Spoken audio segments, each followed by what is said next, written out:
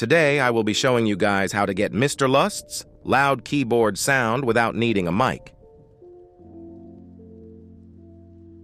First, you want to go to your browser and search up MechVibes download. Next, you want to hit download. After that download, mechvibes.setup.toop 3.4xe.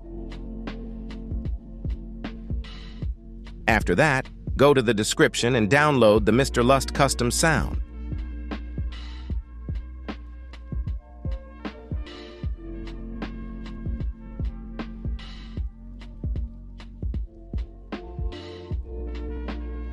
After you've downloaded the custom sound, make a new folder called Mrlust and open up the download, then drag it into the Mrlust folder.